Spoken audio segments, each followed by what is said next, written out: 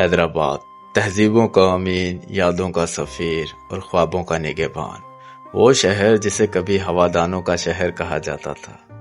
अगरचे वो आलीशान इमारतें जिन पर बने हवादान इस शहर की पहचान हुआ करते थे, अब मिट चुकी हैं, मगर हैदराबाद की ठंडी हवाएं आज भी दिल को बहलाती हैं, रूह को सुकून देती हैं। हालांकि वक्त की रफ्तार ने बहुत कुछ बदल डाला है। वो कुशादा सड़कें, साफ और रोशन गलियां और खुशबुओं से महकते बाजार अब महज किस्से कहानियां बन चुके हैं। लेकिन उन यादों की रोशनी के चिराग आज भी जल रहे हैं जो इस शहर को माजी से जोड़े रखते हैं। मुझे पुरानी और कदीम इमारतों की तलाश में निकलना अच्छा लगता है, उनके साथ जुड़ी कहानियाँ ढूंढना और उन लम्हों को अपने दिल में महसूस करना मुझे एक और ज़माने में ले जाता है। कभी तसव्वुर में सोचता हूँ कि कैसा हसीन वक्त होगा जब हैदराबाद आलीशान हवेलियों, महलों और खूबसूरत घरों से आरास्ता होता होगा, जहाँ कुशादा सड़कों पर तांगों के घोड़ों की टाप एक धुन बिखेरती होगी, जहाँ गलियों को खुशबुओं से धोया जाता होगा। यकीनन वो वक्त लौट कर नहीं आएगा, मगर उस वक्त की यादें इस शहर के सीने में आज भी महफूज हैं, और इन्हीं यादों में से एक झलक, एक निशानी आज हम आपकी बसारतों की नज़र करने जा रहे हैं।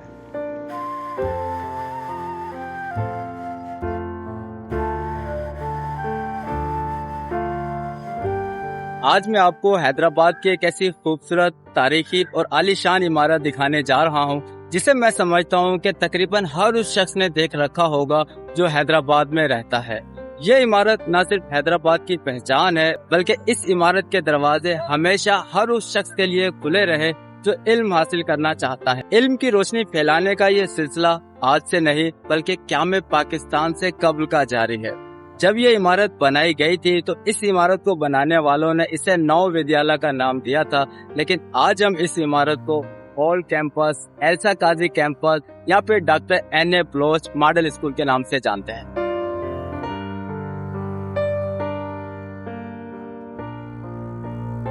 राय बहादुर दीवान प्रेमदास शिवकराम एडवाणी वो अजीम शख्सियत जिन्होंने हैदराबाद में इल्म का चिराग रोशन करते हुए नव विद्यालय स्कूल को कायम किया। 6 मई 1866 को हैदराबाद में पैदा हुए। उनका ताल्लुक सिंध के मारूफ आमिल ख़ानदान से था। 1897 में तामीर होने वाली ये इमारत किसी आम तालीमी इदारे की नहीं, बल्कि एक शाही महल की मानद दिखाई देती है। 2 मंजिला ये इमारत वसी और अरीज़ कमरों, कुशादा क्लासरूम्स, साइंसी तजर्बागाह, ड्राइंग हॉल और बुलंदोबाला टावर क्लाक के साथ तामीर की गई है। इस इमारत की सबसे नुमाया खुसूसियत यह है कि इसमें इस्लामी तर्ज तामीर, हिंदू मंदिर की झलक और ईसाई कलीसा की शान एक साथ दिखाई देती है। यह हसीन इम्तिज़ाज इसे महज एक दरसगाह नहीं, बल्कि एक सकाफती इलामत बना देता है। इस इमारत को बनाने में एक हिंदू शख्स की काविशें शामिल थी, लेकिन जब आप इस इमारत का डिजाइन देखते हैं तो इसके मेहराबी जो दरवाजे हैं उनको देखकर एक मस्जिद का गुमा होता है, और जो इसकी खिड़कियां हैं जिनमें कलरफुल शीशे लगे हुए हैं उसे देख के किसी चर्च का गुमा होता है।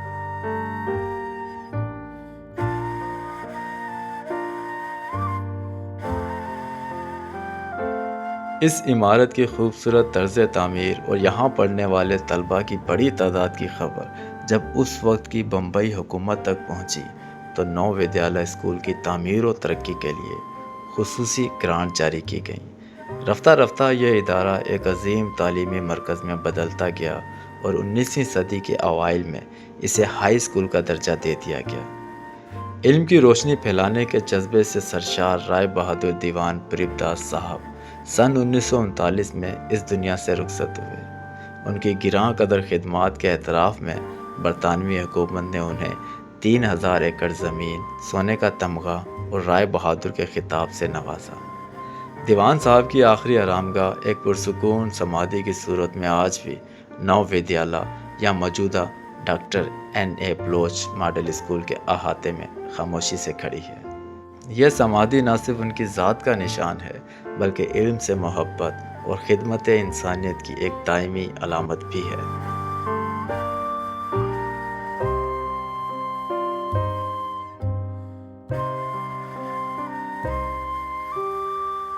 सिंध यूनिवर्सिटी ओल्ड कैंपस या फिर doctor N.A. Baloch model school के नाम से जाने जाने वाली ये इमारत, जिसका नाम नौ विद्यालय था, वक्त की सितम ज़रीफ़ी देखिए, इस इमारत का जो असल नाम था वो तो गायब कर दिया गया है, मिटा दिया गया है। अब लोग ज्यादातर इस नाम से वाकिफ नहीं है, लेकिन अच्छी बात ये है कि यहाँ पे उस शख्स की समाधि आज भी मौजूद है जिन्होंने इस इदारे को, इस इमारत को तामीर करवाया था। राय बहादुर दीवान प्रेमदास शिवक राम एडवाणी साहब की ये समाधि मेरे अकब में मौजूद है और इस जगह पर उनकी राख को दफनाया गया है।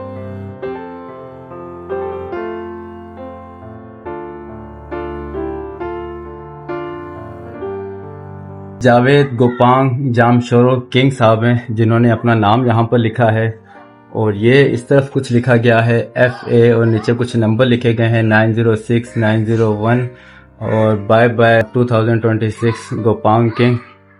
तो ये कुछ यहाँ पर नाम तहरीर करने की कोशिश की गई है। आजम भाई क्या कहिएगा आप इस तरह की हरकत? ये हमारी बदकिस्मती है, शऊर नहीं है लोगों में। ये हमारा विरसा है, इसको महफूज रखना, इसकी देखभाल करना हमारा अपना कौमी फरीजा है।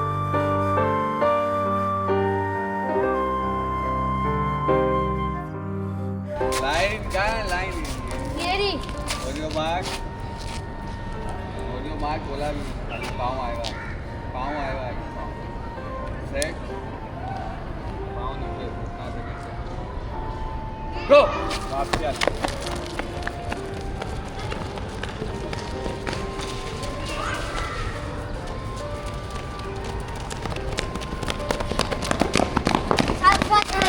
विनर कौन रहा? क्या बात है आपकी, वेल डन बॉय।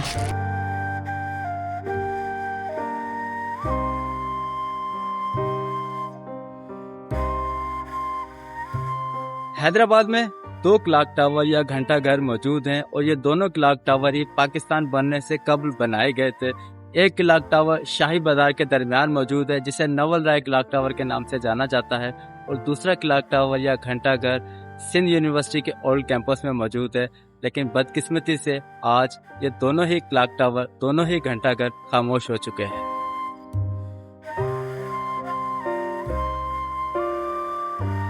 पत्थर और सागवान की लकड़ी से तराशे हुए ये जीने हमें उस मकाम तक ले जाते हैं जहां इस इमारत का खामोश क्लॉक टावर मौजूद है। इस क्लॉक टावर की घंटी की आवाज़ कभी पूरे शहर को वक्त का पता देती थी, मगर आज बरसों से यह आवाज़ थम चुकी है। अब सिर्फ एक खामोशी है, ऐसी खामोशी जो उन दिलों को ज़रूर चुभती होगी जिन्होंने कभी इसकी गूंज को करीब से सुना होगा। ये दोनों चाबियाँ ऊपर जाती है, फिर सेकंड में नीचे आती है। एक हफ्ते में होती है, कभी 5 दिन में, उसके बाद ही घंटा ये सर तरह ये ऐसे लगते हैं। हाँ, यहाँ से ये इसकी राड है, ये ऊपर जाती है, फिर ये ऐसे 1 घंटे। अच्छा, ये यहाँ से आवाज़ आती है? हाँ, यहाँ से आवाज़ आती है। अच्छा, ये हैमर है, जो हैमर हिट करता है? जी, हैमर इससे जुड़ा हुआ है। अच्छा, ये हैमर इस दोनों से जुड़े हुए हैं। ये घंटे यानी होता है, फिर जितने घंटे होते हैं उतने घंटे ये रखा था टन। अच्छा टन। ये वो चीज़ है, मेन चीज़ इसकी है। और इसकी जो मेन चाबी है ऊपर,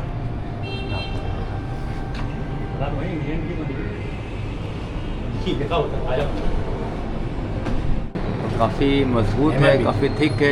और ये जो हैमर है ये भी तांबे का बना हुआ है और ये मेड इन इंग्लैंड है, जिससे जो इसके ऊपर सन लिखा हुआ है वो 1930 का है।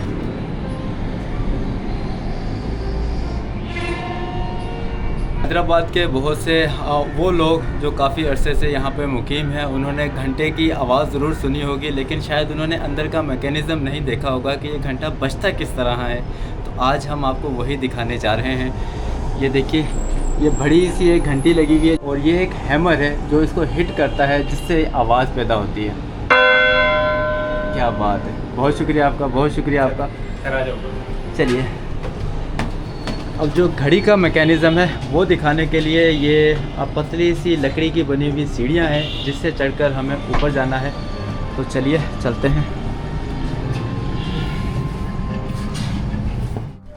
क्या बात है, क्या बात है सर। ये चाबी है, ठीक है, 1 सेट वाली दूसरी साइड, ये दोनों चाबियाँ भरती हैं। उसके बाद इससे अच्छा, इसको चाबी भरी जाती है? जी, ये हफ्ते में चाबी भरी जाती है, अच्छा हफ्ते के बाद दोबारा चाबी भरी जाती है। अच्छा, तो अभी ये वर्किंग कंडीशन में तो नहीं नहीं है? अभी वर्किंग कंडीशन नहीं है। इसके ये बम ब्लास्ट हुआ था एसपी ऑफिस के यहाँ, उस दौरान शीशे वगैरह हर चीज़ टूट गई थी, दोबारा लगाए थे और टेम्परेरी दूसरे लगाए हुए थे। अभी सेम लगा रही शीशे, इसका काम जारी है, शीशे विशे काटे हुए, अब इसको कलर करवा के दे रहे हैं। अच्छा, अच्छा अच्छा अच्छा। ये दूसरी चाबी है, ये वैसी चाबी होती है। अच्छा, ये घड़ियाँ जो हैं ये तो चारों तरफ थी ना? ये चारों तरफ सर, ये सेम होता है, ये राडे हैं चारों। अच्छा, ये चारों तरफ राडे हैं? चारों राडे हैं, ये सेम काम करती है, इस तरफ भी, इस तरफ भी, इस तरफ भी। अच्छा अच्छा अच्छा। ये मशीनरी है सर इसकी, ये बंद होती है इसके दरबार में, ये पूरा पैक होता है ये। अच्छा, लेकिन इसके शीशे जो हैं वो टूट सब गए? सेम है, सेम है। अच्छा, रखे हुए हैं, नीचे रखे हुए हर हैं। चीज़ है सर सेम। अच्छा, अच्छा, क्योंकि अभी मैकेनिक मंगाया था हमने इसको काम करने के लिए, फिर क्या हुआ पैसों में बने नहीं बने ये नहीं बना। अच्छा अच्छा अच्छा। ये सब से ये जो कुर्सियाँ बनी हुई हैं ये सर उसकी चाबी की यहाँ, ये उसकी है, उसकी नीचे जो चाबी, दोनों चाबियों की ये मेन चीज़ ये है। देखो ये ये नीचे चाबी है, टोटल वो भी है।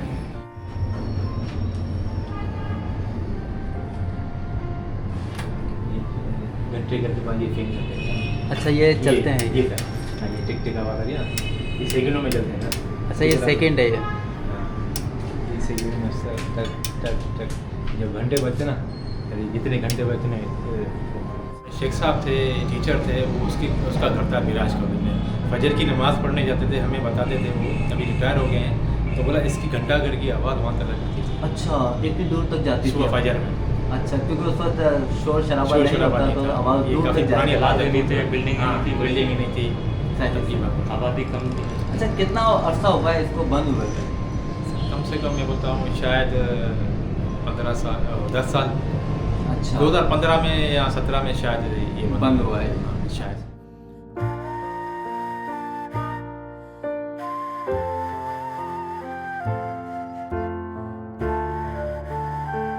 इसकी आवाज़ आती थी, हम घर में सुनते थे इसकी आवाज़। और ये कि हैदराबाद के लिहाज से ये मेन जगह है यहाँ का, लेकिन अभी बंद पड़ा हो, कोई इसको देख नहीं रहा है, इसकी देखभाल करें और इसका टाइम को सेट किया जाए तो पूरे हैदराबाद की नजरें शुरू होती हैं।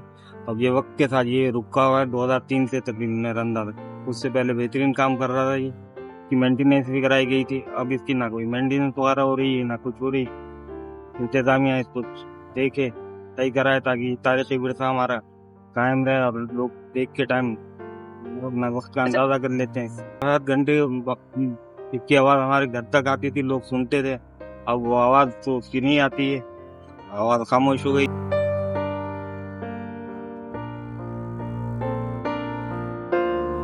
1947 में जब सिंध यूनिवर्सिटी कायम हुई तो इसका पहला मरकज़ कराची था, मगर 1951 में जब हैदराबाद को सिंध का दारुल हुकूमत बनाया गया तो यूनिवर्सिटी भी यहाँ मुंतकिल कर दी गई। यूँ नौ विद्यालय को यह एजाज़ हासिल हुआ कि वो सिंध यूनिवर्सिटी का पहला कैंपस बना। यहीं सबसे पहले फैकल्टी ऑफ एजुकेशन कायम हुई, जो आज भी इस इमारत के पिछले हिस्से में मौजूद है। जैसे जैसे हैदराबाद शहर वुसअत इख्तियार करता गया और यूनिवर्सिटी में तलबा की तादाद बढ़ती गई, एक नए और बड़े कैंपस की ज़रूरत शिद्दत से महसूस की जाने लगी। चुनाचे 1961 में सिंध यूनिवर्सिटी को दरियाए सिंध के किनारे जामशोरो मुंतकिल कर दिया गया। नए कैंपस को उस वक्त के नामवर वाइस चांसलर इलामा आई काजी के नाम से मंसूब किया गया, जबकि पुराने कैंपस को उनकी अहलिया एल्सा काजी के नाम से पहचान अता हुई। उसी साल यहाँ एक मॉडल स्कूल भी कायम किया गया। बाद अज़ां इल्म व तहकीक की दुनिया के अजीम मुहक्किक, दानिश्वर और साबिक vice chancellor Sindh university doctor Nabi Bakhsh Bloch की गिरां कदर खिदमात के एतराफ़ में इस मॉडल स्कूल को उनके नाम से मंसूब कर दिया गया। इस वीडियो में अगर एक और शख्सियत का जिक्र ना किया गया तो यह ज़्यादती होगी, और ये थे मुमताज़ रूहानी शख्सियत, आलिम दीन और माहिर तालीम जनाब डॉक्टर गुलाम मुस्तफ़ा ख़ान साहब, जो सिंध यूनिवर्सिटी में सदर शोबा उर्दू फ़ायज़ रह चुके हैं। उनकी अदबी और तालीमी खिदमात के सिले में हुकूमत पाकिस्तान ने उन्हें सदारती एज़ाज़ बराए हुस्न कारकर्दगी और सितारा इम्तियाज़ से नवाजा। उनके नाम से मंसूब एक मस्जिद सिंध यूनिवर्सिटी ओल्ड कैंपस में मौजूद है।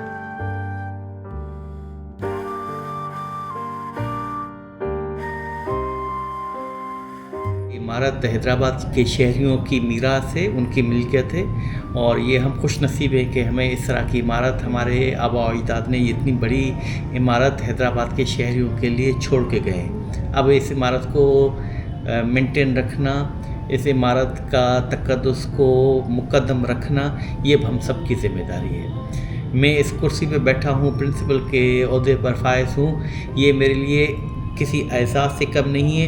मैं इसको एजाज़ से ज़्यादा इबादत समझता हूँ। मॉडल स्कूल हमेशा से तारीख़ी तौर पर और आज तक भी हमेशा तालीमी मैदान में लीडर रहा है। आज तक भी हम अल्लाह का शुक्र करते हैं कि इस स्कूल के जो असासा हैं वो पूरी हैदराबाद के किसी भी स्कूल के मुकाबले में ज़्यादा क्वालिफाइड है, ज़्यादा एक्सपीरियंस है।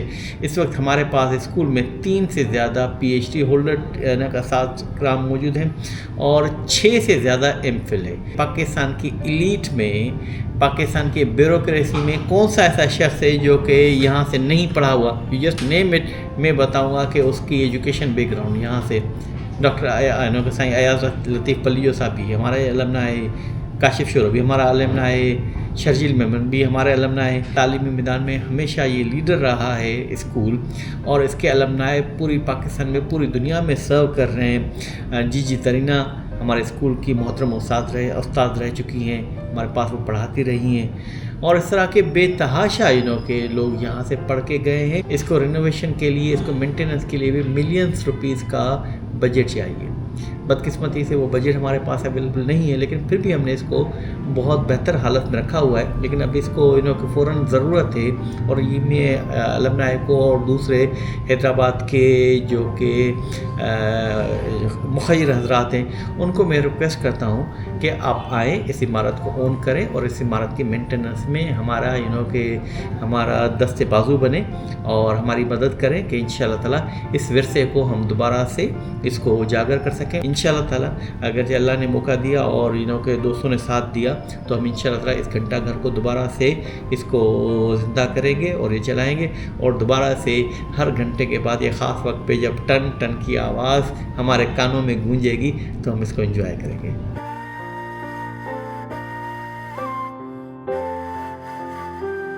हैदराबाद की कदीम और तारीख़ी इमारत को रिकॉर्ड करने के बाद मैं हैदराबाद के मुज़फ़्फ़राबाद में बसे एक गांव के अंदर मौजूद हूं और यहाँ मेरी मालूमात के मुताबिक एक साहब हैं, एक शख्स हैं जो कि चल नहीं सकते, तो उनके लिए हम एक ट्राईसाइकिल लेकर आए हैं और ये ट्राईसाइकिल अमेरिका से एक अल्लाह के नेक दिल इंसान की तरफ से। चलिए उनकी ये अमानत उनके हवाले करते हैं।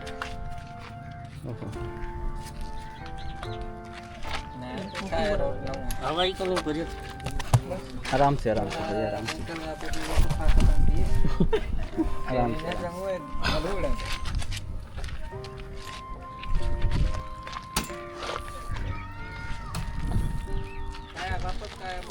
वापस का है अमेरिका से आपके लिए तोहफा है, एक अल्लाह के नेक दिल इंसान ने आपके लिए भेजी है, उनको अपनी दुआओं में याद रखिएगा। ठीक है सर, बहुत शुक्रिया। बहुत शुक्रिया आपका। अच्छा इस टांग में, अच्छा बचपन से ही है? पोलियो हुआ था? नहीं। अच्छा फिर अभी हुआ। अच्छा बाद में हुआ है। अच्छा तो इलाज वगैरह नहीं करवाया आपने? नहीं।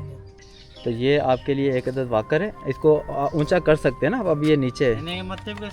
हाँ आप इसको ऊंचा कर सकते हैं ताकि आपको कद के हिसाब से एडजस्ट हो जाए ना ये।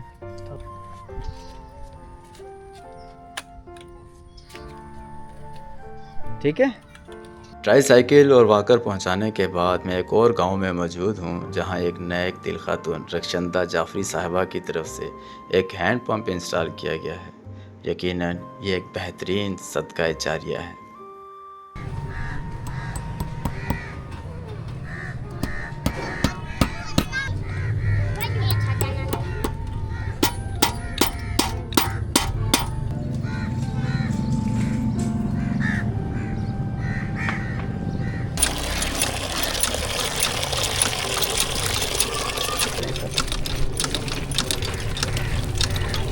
पानी की बहुत परेशानी थी।